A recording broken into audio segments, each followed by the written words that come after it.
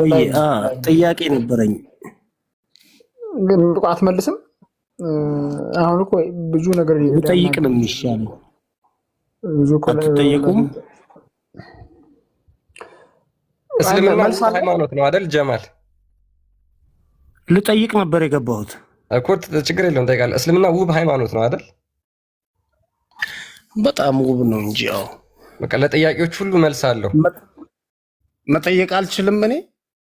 እኛ ትጠይቃለህ።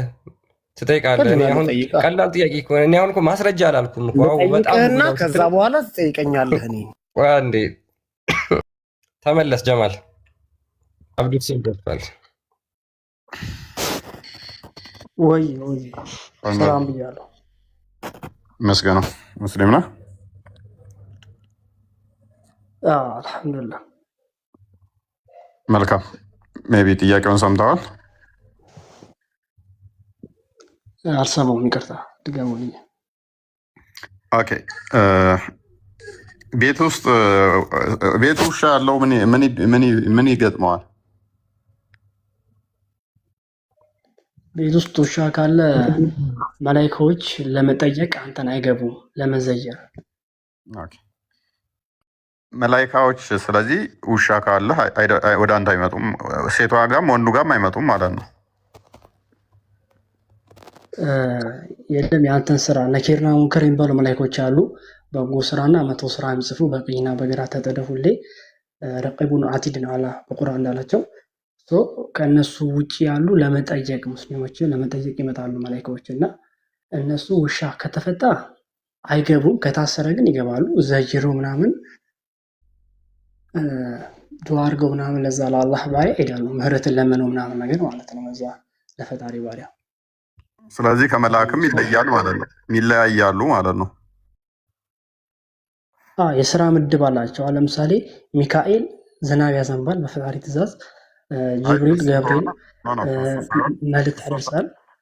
እሱን ሳይሆን አሁን ግራና ቀኝህ ላይ ያሉት መላእክቶች ውሾችን አይፈሩም። ውሾች አሁን አግኝተኛ ማለት ነው ውሻ አንካ በሳይንስ ያለ ግኝት አለ። በቅርቡ ያገኘነው ሳይንሱን ተወውና ቆይ አይገናኝም። የራቢስ ጋር ምናምን ሄደህ እንትን ልትል ነው። አይገናኝም። መሐመድ ካዘዘው ጋር አይገናኝም። ኤኒዌይስ ግን ያዘዘው አላህ ነው፣ የአምላክ ትእዛዝ ነው ብለህ ነው የምታምነው። ኦኬ፣ ይሄ ትእዛዝ በቁርአን ውስጥ አለ? በቁርአን ውስጥ አለ? በቁርአን ውስጥ አለ? ልናገር ጋይድ እኮ ልንገር፣ አዳምጠኝ። ነቢያችን ሰለላሁ ዐለይሂ ወሰለም ከለከሉ። ለምን መሰለ? የለም ውሻ የነካውን የመመገቢያ እቃ ምናምን አንዴ ባፈር 7 በውሃ ጠቡ ብሎ አዘዙ ነቢያችን ሰለላሁ ዐለይሂ ወሰለም። ከዛ ሳይንስቶች በቅርቡ ምን አገኙ ማለት ነው? የውሻ ላጭ ውስጥ ያሉ ባክቴሪያ በጣም ሀይ ነው፣ ደንጀረስ ነው እና የእሱ ደግሞ አንቲባክቴሪያው ማጥፊያው አፈር እንደሆነ በቅርቡ ደረሱበት። የድመት ላጭ ደግሞ ድመት ነበራቸው። አፈር ራሱ ብዙ ባክቴሪያ ያለው እና የውሻ ላጭ አብዱሴ አፈር ራሱ ብዙ ባክቴሪያ ያለው እዛ ውስጥ አጥቅሞ አይገናኝም። አፈር ራሱ ራሱን የቻለ ባክቴሪያ ያለው እሱ ስህተት ነው። ብዙ ዲተርጀንቶች አሉ ባክቴሪያ ማስወገጃ። ኤኒዌይስ እሱ አሁን ለጊዜው ይቆየን፣ ወደዛ እንመለሳለን። ምክንያቱም ነብይህ እንደዛ ካልክ እሺ የጥቁር ውሻና የቀይ ውሻ ለሀጭ ይለያያሉ ይብልህ መልስህ ምን ይሆናል? የጥቁር ውሻና የቀይ ውሻ ልዩነት አለው ለሀጫቸው?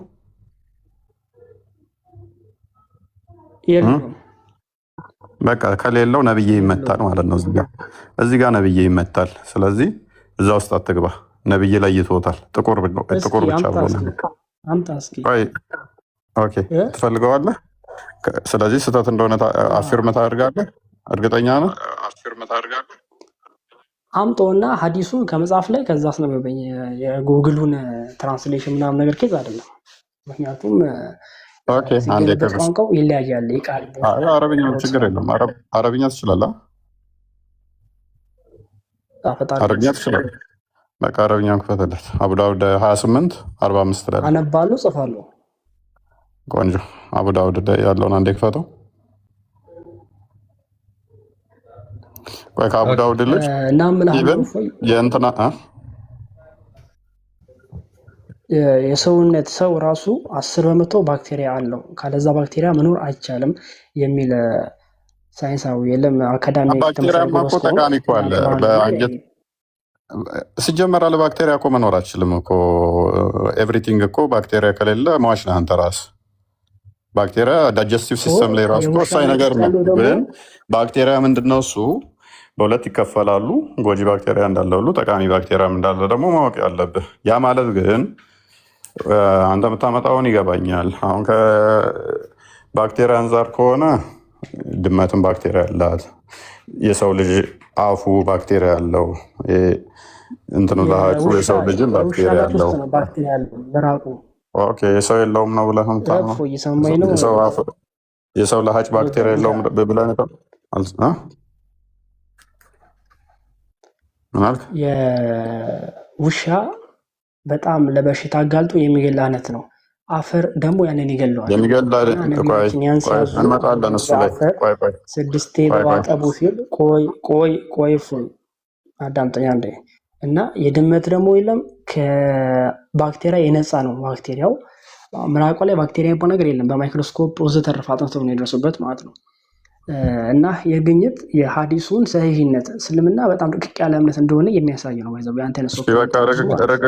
ረቀቅ ማለቱን እሺ፣ ይችን አዲስ አንብብና ፈሰርልን። ስለዚህ ቀድመን ብለናል፣ በከለር ውሻ ለሀጩ እና ባክቴሪያው አይለያይም ብለናል። እችን አዲስ ፈሰራት። እስኪ አረብኛውን አድርግለት አንብቦ እኮ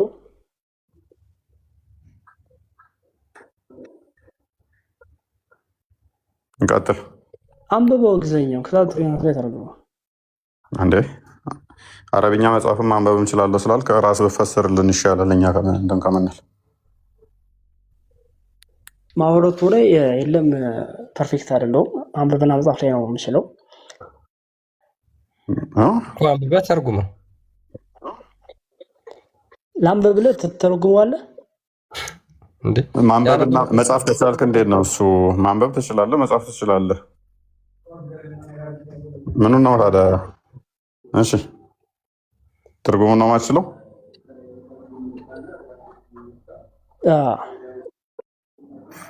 እሺ ቀጥል። እሺ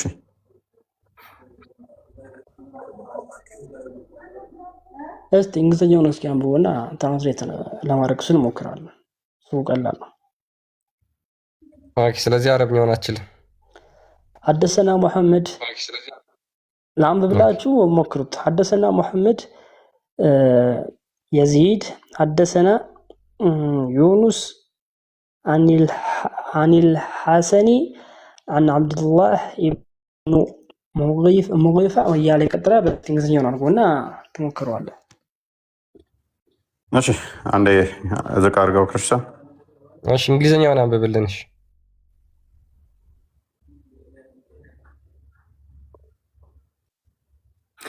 ኦኬ ኤኒዌይስ ሱናና ቪዲዮ peace and bless upon him said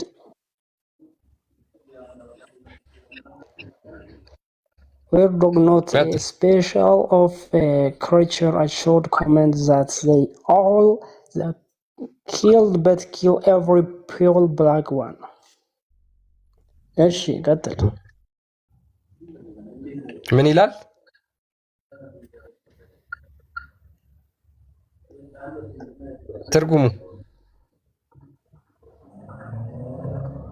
ትርጉሙ አብዲሲ ምክንያቱም ጥናቱን በምን ቋንቋ ነው ያነበብከው ብዬ ነው። ቅድም ያመጣኸውን ጥናት የውሻ ለሀጩ የሚጸዳው በአቧራ ነው በአፈር ነው ያልከውን ጥናት በምንኛ እንዳነበብከው የየት ዩኒቨርሲቲ ጥናት እንደሆነ እንድትነግረኝ ስለፈለግኩ ነበር። አመሰግናለሁ። አረጋግጫለሁ አሁን። ኦኬ እሺ ላንብብል። እዚሁ ነው የሚያዙት በነገራችን ላይ የትም አይሄዱ። ኦኬ ናሬትድ አብደላ ኢብን ሙጋፋል እንደተረከው ይላል the prophet said ነብዩ እንደተናገረው were dog not a species of a creature I should command that they all be killed ውሾች ፍጥረታት ባይሆኑ ኖሮ ሁሉም እንዲገደሉ አዝ ነበር አለ። but kill every pure black one ነገር ግን ሙሉ ለሙሉ ጥቁር የሆኑትን ግደሉ። እፎይ መቀጠል ትችላለህ። ኦኬ አብዱስ እንዲገደሉ የታዘዙት ለምንድን ምኖቹ ናቸው? ጥቁሮቹ ውሻ ይላል ሐዲሱ ምን ላይ ነው ያለው? ሱነን አቢ ዳውድ ነው። የለም ሰዩን ደይፍ ምንም ኢንፎርሜሽን አንደኛ፣ ሁለተኛ የመጣው ከጎግል ላይ ነው። ጎግል ይኸው ሳሂህ እንደምን ትሮጣለህ እኮ አልባኒ ወዘተረፈ ይላል። በእንካ ወዘተረፈ ፐርሰንት ፒውር ሐዲስ እፎይ አዳምጠኝ ወገን 100% ፒውር ሐዲስ ሰሂህ ምንድነው? ፒውር ሙስሊም የለም። ይሄም ሳሂህ ነው። ይሄው አለ ሳሂህ ነው። አትቀበለውም? ይሄንን ሳሂህ ሙስሊም ካልሆነ አትቀበልም? ከመጽሐፍ ላይ ጎግል ነው። ጎግል ላይ ወንድሜ ስንት ሳሂህ ሙስሊምን አትቀበልም ወይ? አይ ምን ሳሂህ ሙስሊም ይሄንን አትቀበልም? ይሄን አትቀበልም? ስለዚህ አሁን የሰማሁት እኔ ሐዲስ አላነበብኩም፣ አልሰማሁም። አሁን የሰማሁት ገረማ ሐዲስ ብዙ አለት አለ። ክርስቲያን እንደዚህ እናድርገዋ። እሺ ችግር የለውም። ሳሂህ ነው። ሳሂህ ሙስሊም 510 ኤን ክፈትልኝ ክርስቲያን። ይኸውላችሁ እኔ ጋር ስገቡ በየትኛውም አታመልጡኝም። ሳሂህ ሙስሊም 510 ኤን ክፈተው። እሺ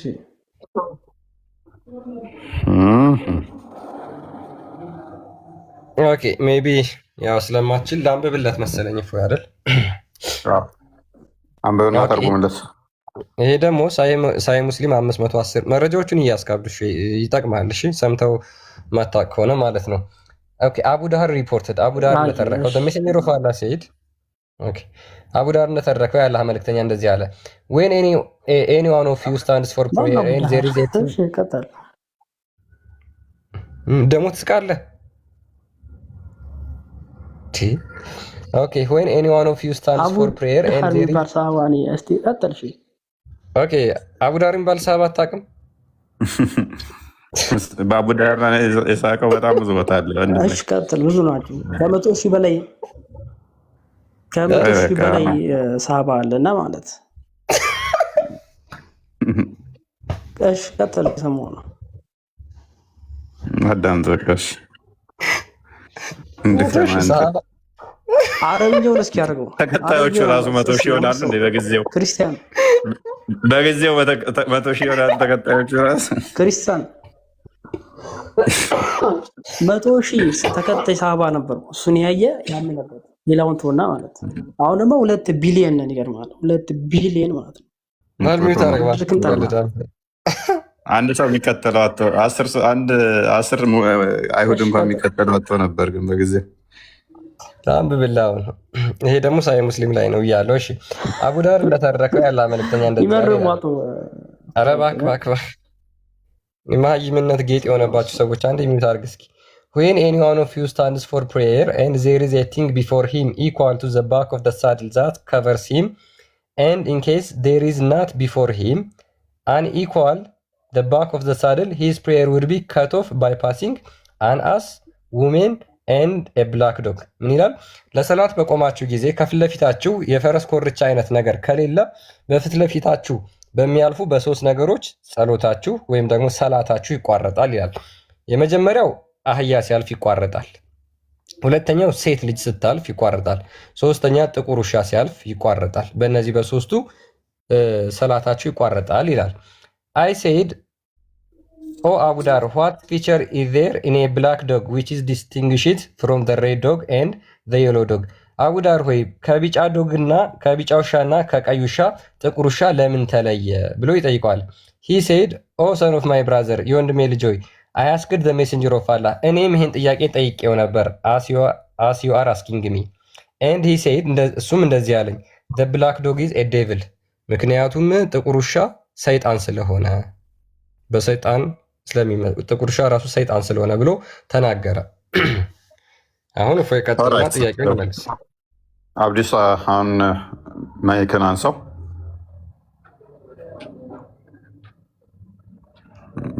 ሚዩትን አንሳው። እሺ ወገን ሐዲስ እሺ ይሰማል። ትሰማለህ? በጣም አንዴ እስኪ አረብኛውን አልቀው አንዴ እስከሉ አድርጎና ትንሽ ክርስቲያን እስክሪን አረብኛውን እስኪ አድርጎ። ኦኬ ታነበዋለህ? አረብኛውን እያነበብክ ተረጉማለህ? ቀጥል።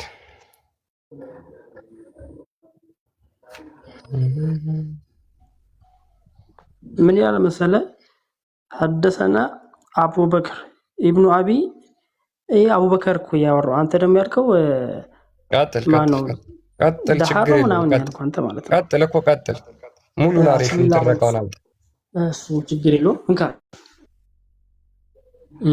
እንካ ጋኔሎች ሰይጣኖች በጥቁር ሐደሰና ብቻ ነው ያስተማረው ይሁን በእውነት ብዙ ጊዜ ደባልቄ ምን አስገባ የምንድነው ጋኔሎች ብላክ ሎሪስ ላይክ ኤ ዴቪል ያለው ለዛ ነው አገኘኝ ጥቁር ውሻ እንደዛ አይደለም ላይክ ኤ ዴቪል አላለም the black dog is like a devil ያለበት አይደለም እንደዛ ሳይሆን ያለው himself devil ነው ያለው ሰይጣን ነው ራሱ እሱ ዴቪል ነው የሚል ኢንተርፕሪቴሽን ነው እንጂ ያለው ይመስላል እንደዛ ነገር አይደለም ኤኒዌይስ ስለዚህ አንተ ያመጣቸው ሳይንስ ምናምን ያልካቸው ተረት ተረት ይሆናሉ ነብይ እንዲገደል ያዘዘው ውሻ የትኛውን ነው ጥቁር ውሻ እንዲገደል ኦኬ አንተ አነበብከው ጥቁር ውሻ የጥቁር ውሻ ላሃጭ መርዝ አለው ምናምን ብለው እንደነገሩ ኤኒዌይስ ስለዚህ አሁን እንትኑ ላይ ተቆመና ዋና ፖይንቴ ነው ይሄ ስላልሆነ ለጊዜው ሰሞታ አዲስ ነች ያያት እኔም ፖይንቴ ስላልሆነ ለጊዜው እዚህ ላይ ሞግታ አይደለም የኔ ፍላጎት ዋናው ምንድነው ኤኒዌይስ ይሄንን የተናገረው መሐመድ ጅብሪል ነግሮት ነው ወይንስ ከራሱ ከልቡ አፍልቆ ነው የሚናገረው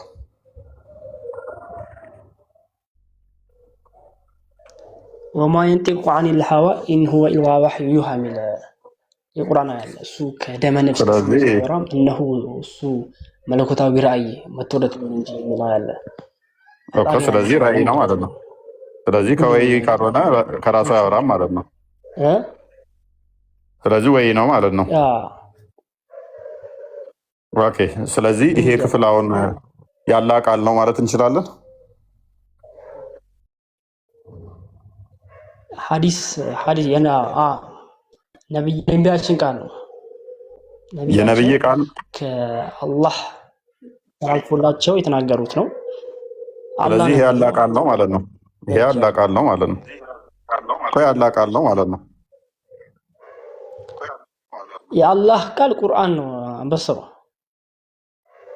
ይሄንኛው መሐመድ በራሱ ነው የተናገረው ከራሱ ነው ነብያችን እንካ ሐዲስ ማለት አዳምጠኝ እፎይ ሐዲስ በአራት መንገድ ይመጣል በአራት መንገድ ሐዲስ ይሆናል አንድ ነብያችን በአፋቸው የተናገሩት በዛ በቁርአን አንደ ቁርአንን በመናቸው የተናገሩት ሁለት ደግሞ ቁርአንን በመናቸው የተናገሩት እሱ የአላህ ቃል ነው ራሱን የቻለ ነው ቁርአን ራሱን የቻለ በምንድን ነው ቁርአንን የተናገሩት ሐዲስ እኮ ቁርአን በአፋቸው የተናገሩት አልክ ምን እያልክ ነው በአፋቸው የተናገሩት ስትል ቁርአን የአላህ ቃል ነው ሐዲስ ደግሞ ማለት ሱና የሚባለው ነገር በአራት መንገድ በስ ስለዚህ ይሄንን መሐመድ በራሱ የተናገረው ማለት ነው ቆይ ቅድም ምን ብለኸኛል ይሄ ጅብሪል አንጥቶለት ያላ ነው ብለህ ነበር አዳምጠኝ እኮ ይሄ ቃል አሁን የመሐመድ ነው ያለው ኧረ ጠማማ ውስጥ ነው ያለው እሱ ራሱ ሰይጣን መንገዱ ቀጥተኛው ላይ ቆመበት ነው የቀጥተኛ መንገድ ላይ ያለው ኤኒዌይስ ልምጣለ ቆይ ይህን በስራ መልሳ አለፍከው እኮ ምን አልከ መሰለህ ቅድም ላስታውስህ ጅብሪል ነግሮት ነው ከራሱ አይናገርም ከወይ ካልሆነ በስተቀር ብለህ ሱረቱ ነጅምን ጠቅሰህ ተናግረህ ነበር አይደል አላህ የነገረው ከሆነ ደግሞ የማን ቃል ነው ማለት ነው ያላ ቃል ነው አይደለ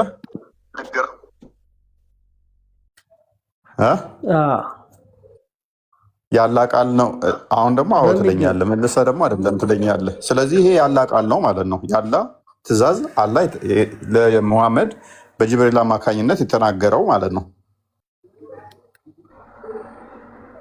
ቁርአንና ሐዲስ የሚባል ነገር አለ። አዳምጠኝ ጠይቃል። በጣም አሪፍ። ሐዲስ ማለት በአራት መንገድ የጸደቀ ነው። አንድ ሐዲስ ማለት ሱና ማለት የነቢያችን ፈለግ ማለት ነው። አንደኛ ሰሃቦች ሲሰሩ የእሱ ተከታዮች ሲሰሩ አይተው ዝም ያሉት አንድ ሐዲስ ነው፣ ሱና ነው። አይተው ሲሰሩ አትስሩ ያሉት ማለት ነው። ሁለተኛ ደግሞ እንዲሰራ ያዘዙት በአፋቸው። ቀጣይ ሶስተኛ እኔ እኮ አልጠየኩም እኮ እንዲሰራ አዘዋል አላዘዙም። ኦኬርስ እኛ ምን አገባን? ጥያቄያችን አይደለም። ትገላላ ገድልም ውሻውን ጥያቄያችን አይደለም። ይህን ህግ የሰጠው ሙሐመድ ከራሱ ነው ወይንስ ጅብሪል ነግሮት? አልኩህ። ምን አልከኝ አንተ? ከራሱ አይናገርም ከወይ ከሆነ እንጂ አልከኝ አይደለ? ጅብሪል ነግሮት ነው። ጅብሪል ደግሞ ከራሱ ነው ወይ የሚያወራው ወይንስ አላህ ንገር ብሎት ነው መጥቶ የነገረው? እሺ በጣም ምርጥ ጥያቄ ነው። አልጠይቀኝም። እፎይ እሺ ቀጥል። ልጠይቅ ቀጥል። ከወንጌል የማቴዎስ ወንጌል 24:36 ላይ የተፈጠረብኝ ጥያቄ አለ። ስለዚያች ቀንና ስለዚያች ሰዓት ግን ከአባቴ ብቻ በቀር በሰማይ መላእክት ቢሆኑም ልጅም ቢሆን የሚያውቅ የለም። ይህ ታዲያ አምላክ ነው? እስኪ ንገረኝ። እስኪ እኛ የምንኖረው ስለ አምላክ ነው። አንውረድ እስኪ ምን አገናኘው ከዚህ ጋር? ምን እኔ እሱን መልስልሃለሁ። ከዚህ ጋር ምንም ያገናኝ አይደለም። ምን አገናኘው? አላህ የቅርቢቱ አይምን የምጽአት ቀን ቀረበች ደረሰች፣ ፀሐይ ተገመሰች ብሎ ይኸው ሙሐመድ ከሞተ ከፈረሰ 1400 ዓመት አለፈው። ይኸው ምልክቷ ፀሐይ ተገመሰች ብሎ ነበር 1400 ዓመት ብሎ አልመጣም። ቅያማ ደረሰች። ቅያማ ይሄ ልጅ አድጎ አርጅቶ ሳይሞት ቅያማ ትመጣለች ብሎ ነበረ። ሙሐመድም ከራሱ አይናገርም ብለናል። ስለዚህ አላህ ነበር ተናገር ብሎ የነገረው። ይኸው ልጁ ሞቶ የልጅ ልጆቹ ሞተው አልቀዋል። ቅያማም አልመጣም። የእኛን ግን እንመልስልሃለን። ስለዛ ቀንና ሰዓት ሲባል ምንድን ነው የሚለው? ኤኒዌይስ ፖይንት ላይ ቁምና እዚች ላይ ቁምና ይሄ ቃል ያላህ ነው ወይንስ አይደለም? ያላህ ነው ብለህናል። ያላህ ከሆነ ደግሞ ፍጡር አይደለም ወይ? ነው ፍጡር ነው ብለን ገና እንጠይቃለን። አሁን ማይከን አንሳና ቀጥል።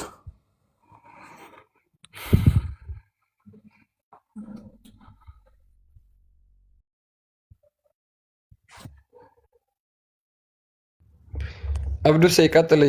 ማይክህን አንሳና እያወራ ከሆነ አይሰማም አለ። ኦኬ አልሰማሽም? እሺ ይሄ የአላህ ቃል አይደለም። የአላህ ቃል ቁርአንና ቁርአን ብቻና ብቻ ነው። ቁርአን ማለት በሌላ ስሙ ፉርቃን ይባላል። ፉርቃን ማለት ለይ፣ ነጭ ነጭ ጥቁር ብሎ የሚለይ ነው። እና ጥያቄ ያለኝ ወገን እናመሰግናለን። ስለዚህ ክርስቲያን እንዳልሆን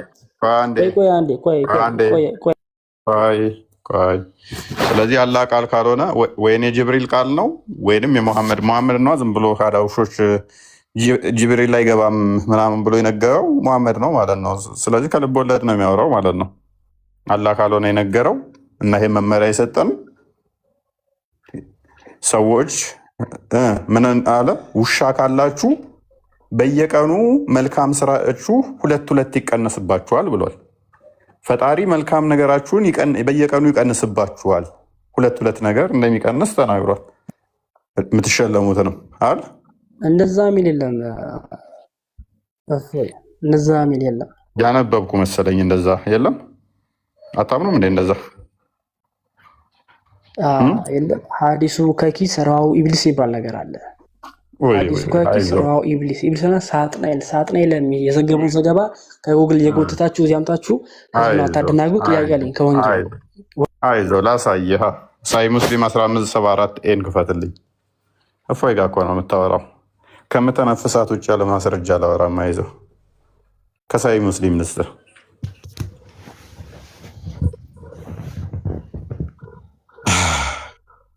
እንግዲህ ማንበብ አትችልም። ማንበብና ተርጉምላት ክርስቲያን። ኢብን ዑመር ሪፖርትድ አላስ ሜሴንጀር አሴንግ። ይሄ ደግሞ ኢብን ዑመርን ያስተላለፈው የአላህ መልእክተኛ እንደዚህ ያለ ይላል። he who keeps a dog other than that meant for watching the herd or for hunting loses every day out of his deed equal to 2 ቂራት። ምንድነው? ውሾችን ለአደን ካልሆነ በስተቀር ማንም ቤት ውስጥ ቢያስቀምጥ በየቀኑ ከሰራው መልካም ስራ 2 ይቀንስበታል። ይሄ አዲስ ቅጥፈት መሆን አለበት። አሁንም አብዱ ነው አላጠናኸውም? ይሄንንም አዲስ ቅጥፈት ነው። ይሄ አዲስ ተቀጥፎ ነው። ይሄ አዲስ ነው። እንደ ቅድሙ አላውቀውም ትላለህ ወይንስ ምን ትላለህ? አሁን ኤክስኪውዝህ ምንድን ነው? መስማት ፈልጌያለሁ። አብዱ ሚዩትና አንሳነስ ይቀጥል። ልተርጉም አንካ አንተ እሺ አዳምጥ በጥሞና he who keeps a dog other than the means of watching the herd or hunting or loses every day out of his deeds equal to 2 ቂራት ይላል። ቂራት ምንድን ነው? ይሁን ቂራት ክርስቲያኖስ ቂራት ንገረኝ፣ ምንድን ነው? ንገረን አንተ ራስህ። አንተ እኮ ነው የተረጎምከው። ምን ብለህ ተረጎምከው ቂራትን? እስኪ ንገረኝ ክርስቲያን። አንተ ራስህ ተርጉመልን። ምን ቁርአን የቀራኸውን ልትል ነው? እንቀጥል እስኪ። ምንድን ነው ቂራት? አንተ ራስህ ተርጉመው።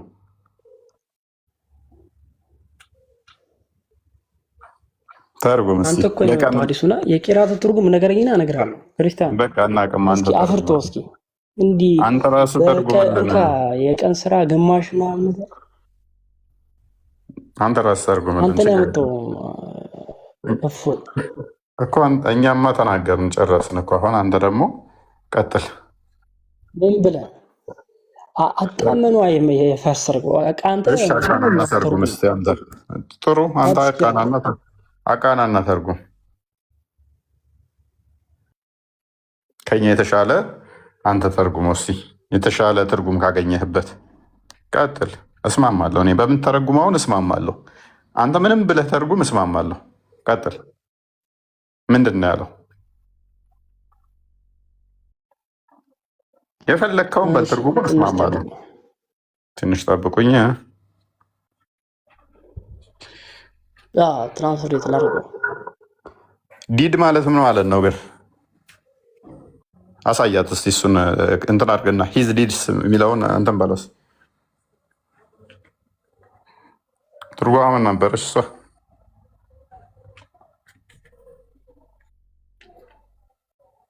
ዲድስ ማለት ስራዎች ማለት ነው። ለምን ጣልቃ ትገባለህ? ሰሚ ቆይ ራሱ ይመልስ። ወጥቷል።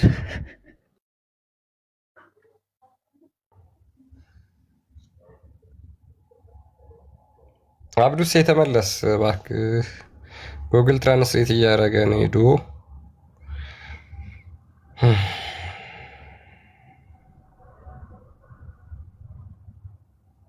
አባብዬ እንዴት እንደመለጠፈ እያንዳንዷን አስክጄ ትወጣለህ።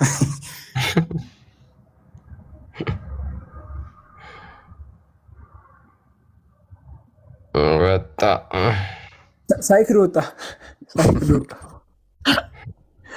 እኔ እኮ የማያምኑበትን ነገር በዚህ ደረጃ ለምንድን ለመወያየት እንደሚገቡበት ነው ግራ የሚገባኝና አስተውሉ ሙስሊሞች።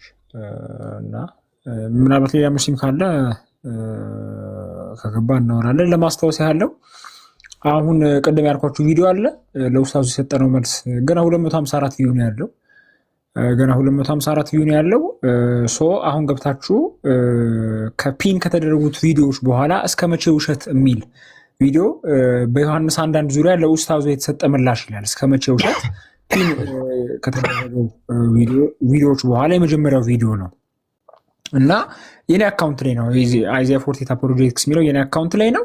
እዛ ላይ ገብታችሁ ቼክ ማድረግ ትችላላችሁ። ኮፒ ሊንክ ሼር አድርጉ። ግን ከኮፒ ሊንኩም ከሼሩም በላይ እንደው ብትረዱት የምሬን ነው። ምክንያቱም ብዙ ጊዜ ዮሐንስ 1:1 የሚዋሽበት ክፍል ነው። ለምን እንደሆነ ላስረዳችሁ። ዮሐንስ 1:1 ብዙ ጊዜ ሙስሊሞችና በተለይ እንደዚህ ቋንቋን ሳያውቁት እንደሚያውቁ አክት የሚያደርጉ ኡስታዞች የግሪኩን ቋንቋ በመጥቀስ ሌላው ሰው ይሄ በተለይ ኦሪጂናሉን ግሪኩን የማያውቀውን ሰው ለማታለል ይሞክራሉ። አያችሁ። ስለዚህ ብዙ ሰው ለማደናገር የሚሞክሩት በዛ ነው እና ብዙ ወንድሞችም በዚህ ዙሪያ መልስ ለመስጠት ሞክረዋል። እየተሰጠም ነው። ግን አብዛኛው ክርስቲያን እያየው አይደለም። ዮሐንስ 1 በጣም ኪ ጥቅስ ነው፣ በመጽሐፍ ቅዱስ ውስጥ ኪ ጥቅስ ነው። አባቶቹን በጣም የሚጠቅሱት ጥቅስ ነው ዮሐንስ 1 እና እዛ ዙሪያ ላይ ሐሰት ሲናገር ዝም ብለን ማየት የለብንም፣ ልክ እንደ ማንኛውም የመጽሐፍ ቅዱስ ክፍል። ስለዚህ በተደጋጋሚ ይሄን ሰሞን በተለይ ይሄን እነዚህና 3-4 ሳምንታት የሚዋሽበት ክፍል ነው። ይሄንን ክፍል ከኦሪጂናል ቋንቋ ነው መልስ የተሰጠው። በነገራችን አሁን የሰጠሁት ከግሪኩ ነው፣ ኦሪጂናል ቋንቋ ከግሪኩ ነው መልስ የሰጠሁት። ስለዚህ እዛ ላይ ገብታችሁ ኦሪጂናል ቋንቋውን ግራመሩን እነሱ እንዳሉት ሳይሆን በትክክልም የጌታችን ኢየሱስ ክርስቶስን አምላክነት እንደሚያሳይ ፕሩቭ እናደርጋለን እዛ ጋር ማለት የተነሳው ሀሳብ ማለት ነው። ጥያቄው በመጀመሪያ ቃል ነበር ሲል ዘላለማዊነትን አያሳይም ነበር፣ ግን ያሳያል። እንደሚያሳይ በማስረጃ የሞገትንበት ቪዲዮ ነው። ስለዚህ ኮፒ ሊንክ ሼር አድርጉ። ግን ከምንም በላይ ተረዱት፣ ሀሳቡን ተረዱት፣ ምን እየተባለ እንደሆነ ተረዱት። ያኔ ማንም መጥቶ ሊያደናግር ወይም ደግሞ ሀሰት ሊናገር አይችልም። ሁሉም ሰው ካወቀው ሊዋሹ የሚሞክሩት ሰው አይኖርም፣ ሁሉም ሰው እውነቱን ስላወቀ ማለት ነው። ስለዚህ ይሄን ለማለት ነው። ሶሪ ክርስቲያን ካቋረጥኩ። አይ ችግር የለውም። ኦልሞስት እየጨረስን ስለሆነ ያ ገብታችሁ ላይክ እያደረጋችሁ ሪፖስት ምናምን እያደረጋችሁ ውጡ። ግን ያው ከዛ ባሻገር ደግሞ ትምህርቱን ብትሰሙት ለእናንተም ይጠቅማችኋል። በመሰረቱ እኛ ብዙም እንደዚህ የቋንቋ ነገር እኮ የሚያሳስበን አይደለንም። ማለት የቋንቋ ጥገኞች አይደለንም። ምክንያቱም መጽሐፍ ቅዱስ በአብዛኛው ቋንቋ ሰዎች ሊረዱት በሚችሉት በራሳቸው በሀገራቸው ቋንቋ ተተርጉሞ መጽሐፍ ቅዱስን ያነቡበታል። ዋናው ሚኒንግ እስካልተቀየረ ድረስ ሀሳቡ እስካልተቀየረ ድረስ ምንም ያን ያህል የሚያስጨንቅ ነገር አይደለም፣ ሊንግስቲካል አፕሮች ማለት ነው። ነገር ግን ሙስሊሞች ሁልጊዜ እዚህ ነገር ላይ ለመለጠፍ ይሞክራሉ። ወደ ራሳቸው ሲመጣ ግን በነገራችን ላይ ባክፋይር ቢደረግ ሙሉ ለሙሉ የእነሱን የሚቀብር የሆነ ስናመክንዮ ነው የሚያነሱት ማለት ነው። ዘወትር እኛ አባቶች መጽሐፍ ቅዱስን በስነስርዓት ተርጉመው አብራርተው አስቀምጠውልን ሄደው አልፈዋል። ለዛውም ለመጽሐፍ ቅዱስ በጣም ቅርብ የነበሩ ሰዎች ማለት ነው። ለመጽሐፍ ቅዱስ ቅርብ የነበሩ ሰዎች። ስለዚህ ምንም ሊንጉስቲካል አፕሮችም ያን ያህል ላያስፈልግ ይችላል ማለት ነው። መጽሐፍ ቅዱስ ላይ አባቶች አስተምረዋል። አባቶች አብዛኞቹ የግሪክ ተናጋሪዎች ነበሩ፣ ግሪክኛ ያወሩ ነበር፣ የላቲን ተናጋሪዎች ነበሩ። ስለዚህ መጽሐፍ ቅዱስን አብራርተው ተንትነው አስተንትነው አስቀምጠውልን ሄደዋል። የመጽሐፍ ቅዱስ እያንዳንዷ ሚኒንግ ማለት ይቻላል፣ በተለይ አዲስ ኪዳንን ማለት ነው። ስለዚህ የአባቶች ትምህርት በጣም ወሳኝነት ስላለው በተለይ አዲስ ኪዳንን ስታነቡ ስታጠኑ የአባቶችን ትምህርት ሞር ብትጠቀሙ የትኛው ነው ያለው? እሱ እኮ ሙስሊሞች ለምሳሌ ትናንትና በ20ኛው ክፍለ ዘመን የነበረ ኢብን ኡተይሚን የሚባል ግለሰብ ለቁርአን ማብራሪያ ነው ይሄ ሃይማኖታችንን በደንብ ተረድቶታል ብለው ሙሐመድ ከሞተ ከ1400 ምናምን ዓመት በኋላ የመጣ ሰው ይሄማ በጣም ትልቅ ስኮላር ኢብን ኡተይሚን ምናምን ብለው ስሙን ያጋንኑታል። ከዛ በኋላ ለቁርአናቸው ማብራሪያ አድርገው ያመጡታል። ሙሐመድ ከሞተ ከ1400 ዓመት በኋላ ማለት ነው። እኛስ መጽሐፍ ቅዱስ በተጻፈበት በአንደኛው ሴንቸሪ በዛው አካባቢ የነበሩ ሰዎች መጽሐፍ ቅዱስን በተረዱበት እንደዛ እናንተ እንደምትሉት ማስረጃ አምጡ ሲባል እኛማ መጽሐፍ ቅዱስን ለመረዳት ማስረጃ ያስፈልገንም ብለው በራሳቸው ሲያቦኩትና ሲያጨማልቁት ሙስሊሞች ይውላሉ ማለት ነው። በራሳቸው ሲያቦኩ ለቁርአኑ ማስረጃስ ከ1400 ዓመት በኋላ የመጣ ማለት ነው። ቁርአኑ ማብራሪያ ይፈልጋል፣ ሙፈሲር ይፈልጋል? አይፈልግም። በፍጹም አይፈልግም። ምን ይላል? ግልጽና የተብራራ ነገሮችን በሙሉ የሚያብራራ ግልጽ የሆነ ቁርአን አወረድን ብሎ አላህ ቁርአን ላይ እንግዲህ ብለው እነሱ እንደሚያምኑት ይናገራል። ክርስቲያንዬ በዚህ አጋጣሚ ሶሪ ስለቋረጡ ትቀጥላለህ።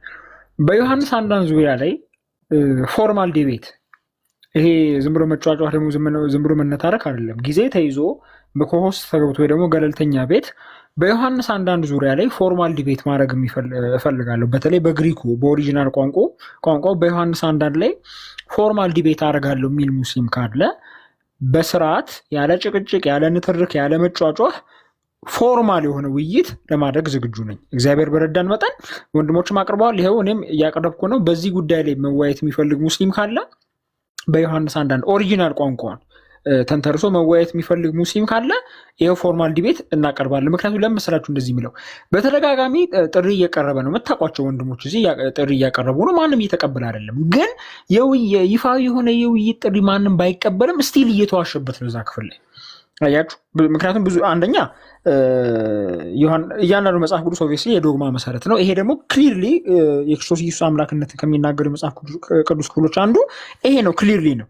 ስለዚህ በዚህ ክፍል ላይ በጣም እየተዋሸ ነው። አያችሁ። ስለዚህ በይሄን ክፍል ላይ ኦሪጂናል ቋንቋውን ካላጠኑ ካላነበቡ ሰዎች ጋር ሳይሆን እግዚአብሔር በረዳን መጠን ካነበብን ወንድሞች ጋር ነው መወያየት የሚያስፈልገው። ስለዚህ በዚህ ክፍል ላይ በግሪኩ በዮሐንስ አንዳንድ ግሪክ ላይ ይወያያል ሙስሊም ካለ ይፋዊ ጥሪ በራሰው ጥራ። አሁን ምንድነው ታውቃለህ ሳሚሽ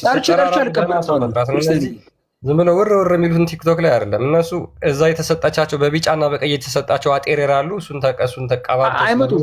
ችግሩ እኮ መሰለህ ክርስቲያን ሰሞኑን እንዳየናቸው ማለት ነው። ያ ክርስቲያኔ አሁን ችግሩን መሰለህ ዋናዎቹ አንመጣ ብለዋል በተደጋጋሚ። አሁን በቃ እንደዛ ከሆነ ቤትን ትከፍታለህ ታስተምራለህ ማለት ነው። በቃ አሁን በዮሐንስ አንዳንድ ላይ ስንት ቪዲዮ እንደሰራው ላሳያችሁ። አዲሱ ቪዲዮ አሁን ፒን ከተደረገው ቪዲዮ አጠገባ ያለው አሁን ገብታችሁ ይዩት፣ ሀሳቡን በደንብ ተረዱት። እሱን ጨምሮ ማለት ነው 1 2 ኦኬ 1 2 3 ቪዲዮዎችን ነው የሰራ ነው። ያውም ረዥም ሁለቱ ረዥም ናቸው። ይሄኛ ያን ያህል ረዥም አይደለም። ይሄ ሁለቱ ግን ረዥም ናቸው። ከዛ በእያንዳንዱ ሁለቱም ሲያልቅ የውይይት ጥሪ አቅርበን የዘጋሁት። ከዚህ በኋላ በዮሐንስ አንዳንድ ዙሪያ አንድ ቪዲዮ ወይ ተጨማሪ እሰራለሁ ወይ 2 እሰራለሁ እግዚአብሔር ከረዳኝ። አያችሁ። ስለዚህ አይመጡም፣ እየመጡ አይደለም። ስለዚህ አሁን አንተ እንዳልከው ወይ ከፍተን እናስተምራለን ወይም ደግሞ እንማማራለን ወይም ደግሞ እንደዚህ የመልስ ቪዲዮ እየሰጠን ክርስቲያኑም ይማረዋል። አገባችሁ። አሁን በዚህ አጋጣሚ እነሱም ሲዋሹ እንደው የሐሰት ነገር ሲናገሩ ምንም አይነት ማስረጃ የሌለው ነገር ሲናገሩ ለመማማር እና እውነቱን ለማወቅ እኛም ያልተረዳነው ነገር የሰፊው ክርስቲያን ሕዝብ ማለት ነው ያልተረዳውን ነገር ለማወቅ ጥሩ አጋጣሚ ነው የሚሆነው። እንደውም አይ ቲንክ ማን ስሙን ረሳሁት፣ ግን አንድ አባት መናፍቃን እኛ መጽሐፍ ቅዱስ እንድናነብ ረድተውናል፣ መናፍቃን ለዚህ መመስገን አለባቸው ብሎ ሁላ ተናግሯል። እና ከፍተን ምንማማር ይሆናል። እስከዛ ድረስ ግን እናንተም ሼር አድርጉ፣ ተማሩ። ምናልባት በዚህ ጉዳይ ላይ ትንሽ ነገር እንበል። ክርስቲያን እንደው ህዝብ ስለተሰበሰበ ቅድም በጣም መጥፎ ውሸቶች ስለሆኑ ሲናገሩ የነበረው በዚህ ጉዳይ ላይ አንድ ነገር እንበል ካልደከመ። ኦኬ በምን ጉዳይ? በዮሐንስ አንዳንድ ኦኬ በላቸው፣ ችግር የለም። እሺ ቴንክ ዩ ሶ ዮሐንስ አንዳንድ በነገራችን ላይ የጌታችን የኢየሱስ ክርስቶስን አምላክነት ክሊርሊ ከሚያሳዩ ቴክስቶች አንዱ ዮሐንስ አንዳንድ ነው። ትልቅ ላይ አድርገኝ ክርስቲያንዬ። ፕሮፐርሊ ኢንተርፕሬት ከተደረገ ኒውክሊየር ቦምብ ነው። ምንም የሚያፈናፍን አይደለም። እንዲሁም መዶሻ ጥቅስ ከሚባሉት ጥቅሶች አንዱ እሱ ነው። ሶ ዮሐንስ አንዳንድን መጀመሪያ ከፍተን እናንብበውና ከዛ በኋላ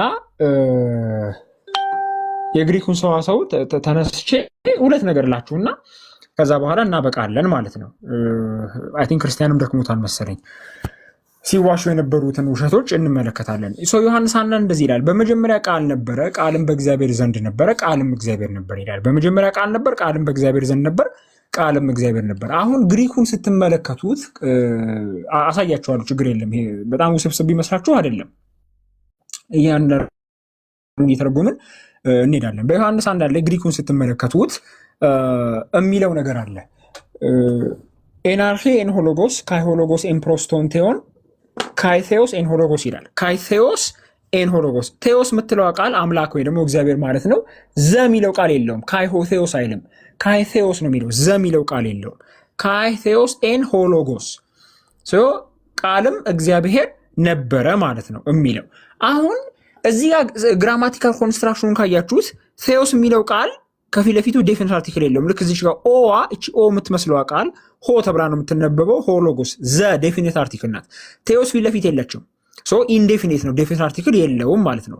ሲቀጥል ደግሞ የሚያልቀው በኦኤስ ነው። ቴኦን ብሎ አይደለም የሚያልቀው፣ ቴኦስ ብሎ ነው የሚያልቀው። ኦ ብሎ ከዛ በኋላ እቺ ኤስ የምትመስል አለች። ይሄ በኖሚኔቲቭ ኬዝ ነው ያለቀው። የሚገርማችሁ በዴፊኒት አርቲክል ሳይኖር በኖሚኔቲቭ ኬዝ ካለቀ ፕሬዲኬት ነው ማለት ነው፣ ምንነትን ይገልጻል። ይሄ የዮሐንስ አንዳንድ ላይ የምንመለከተው ግራማቲካል ኮንስትራክሽን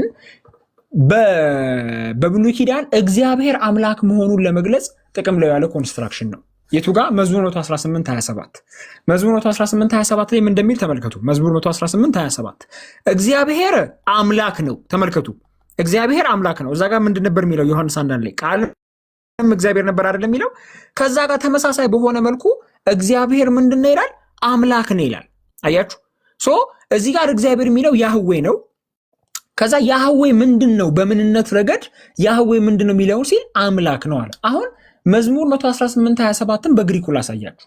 መዝሙር 118:27ን በግሪኩ ላሳያችሁ። ቆይ አንዴ መዝሙር 118:27ን በግሪኩ ላሳያችሁ። ሴፕቱዊጀንት እንግዲህ እንደምታውቁት መዝሙር 118:27 ብሉይ ኪዳን ወደ ግሪክ ተተርጉሟል። እሱ ደግሞ ሴፕቱዊጀንት ትራንስሌሽን ይባላል እና ብዙ ነገሮችን አቅፏል እዛ ጋር። ማለትም ማለት ነው ብዙ የሰዋሰዋዊ መሰረቶችንም የሰዋሰዋዊ ፊቸሮችንም አቅፏል፣ ብዙ ነገሮችንም አቅፏል። አዲስ ኪዳን ስትመለከቱ እንትንም ብቻ አይደለም ማየት ያለባችሁ፣ አዲሱ ኪዳን ብቻ አይደለም ማየት ያለባችሁ። ሶሪ ያ ሴፕቱዊጀንቱን ብትመለከቱት ብዙ ነገር ያሳያቸዋል ማለት ነው። አሁን መዝሙር 118:27 ምን እንደሚል ተመልከቱ። ቴዎስ ኩሪዮስ። አሁን እዚህ ጋር መዝሙር 118:27 ላይ ቴዎስ የሚለው ቃል ልክ እንደ ዮሐንስ አንዳንዱ በኦኤስ ነው ያለቀው፣ በኖሚኔቲቭ ኬዝ ማለት ነው። ከፊት ለፊቱም ደግሞ ዴፊኒት አርቲክል የለውም፣ ሆ የለውም፣ ቴዎስ ነው የሚለው። አያችሁ? አሁን ጎን ለጎን ከዮሐንስ አንዳንድ ጋር ጎን ለጎን እንዴት እንደሚነጻጸር ላሳያችሁ። ከዮሐንስ አንዳንድ ጋር ጎን ለጎን እንዴት እንደሚነጻጸር ላሳያችሁ። ጎን ለጎን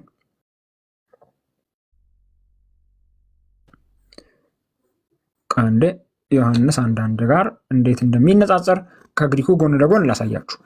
እያንዳንዱ ነገር ስለምንተረጉሙ አያሳስብም። ተመልከቱ። ካይቴዎስ ኤን ሆሎጎስ ይላል። ካይቴዎስ ኤን ሆሎጎስ። ቴዎስ የሚለው ቃል ዴፊኒት አርቲክል የለውም። ዘ የሚለው ቃል ከፊት ለፊቱ የለም። በኦኤስ ነው ያለቀው። በኖሚኔቲቭ ኬዝ ነው የገባው ማለት ነው።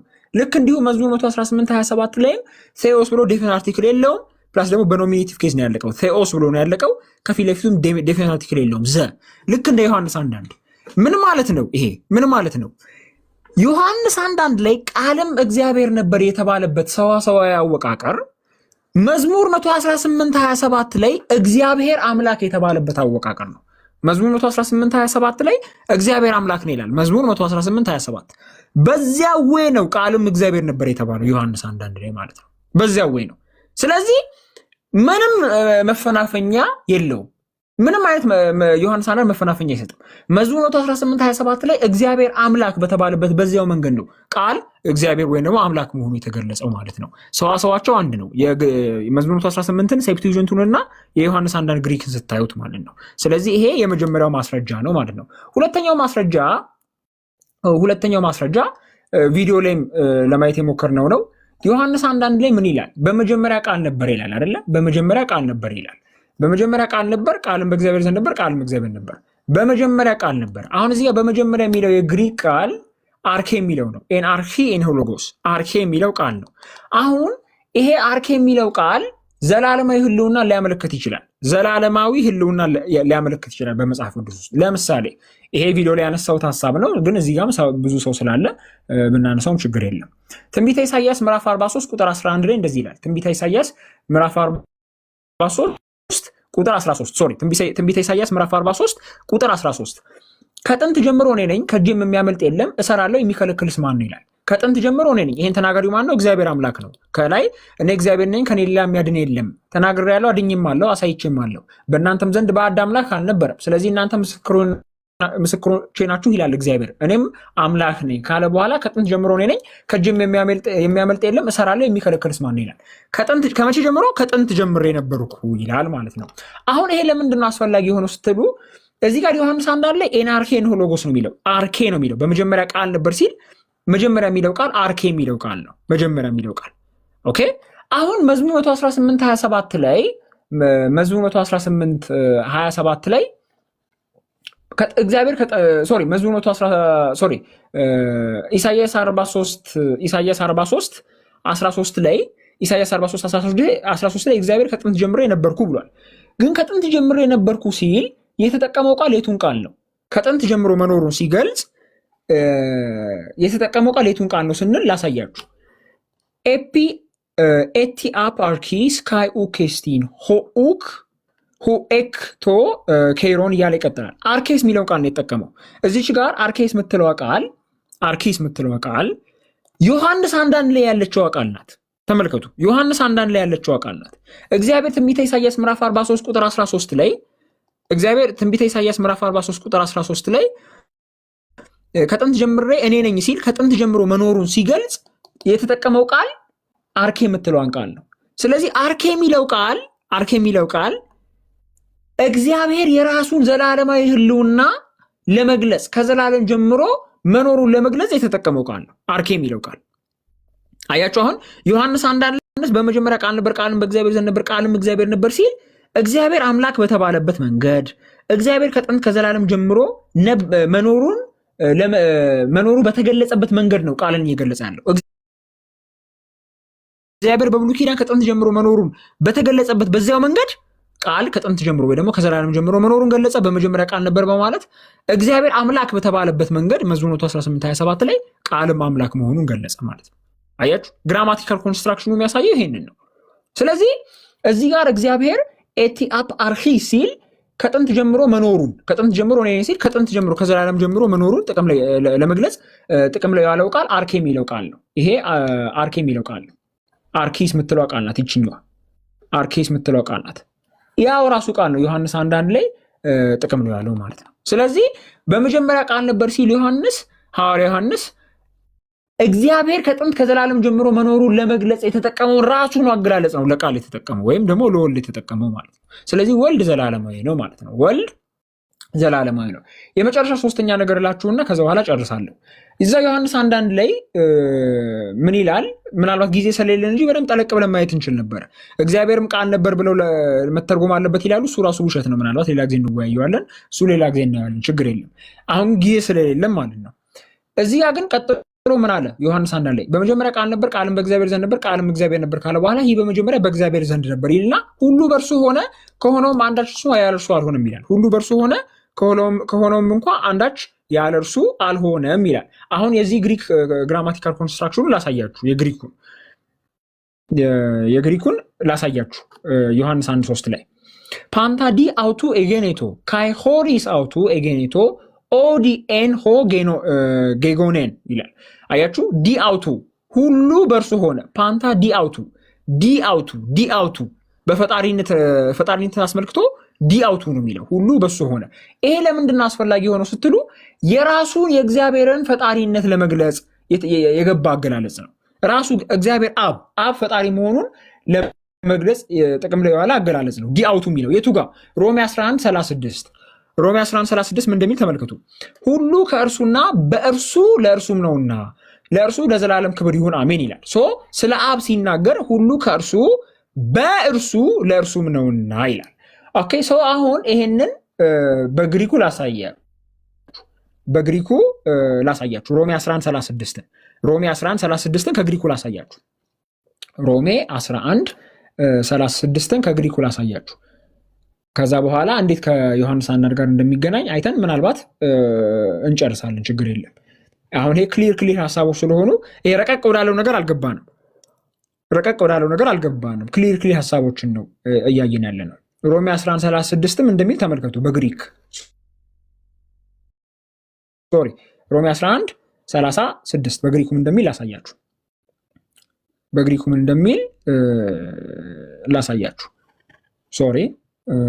ቀንዴ በግሪኩም እንደሚል ተመልከቱ። ፎር ፍሮም ሂም ኦቲ ኤክስ አውቱ ካይ ዲ አውቱ እያያችሁ ነው። ካይ ዲ አውቱ ዮሐንስ 1:3 ላይ ምንድን ነው የሚለው? ፓንታ ዲ አውቱ ኤጌኔቶ ነው የሚለው። ዲ አውቱ ሁሉ በእርሱ ሆነ። አያችሁ።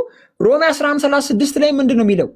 ካይ ዲ አውቱ ሁሉ በእርሱ ሆነ። ሮሜ 11:36 ላይ ሁሉ ከእርሱና በእርሱም ለእርሱ ነውና ለእርሱ ከዘላለም እስከ ዘላለም ክብር ይሁን ይላል።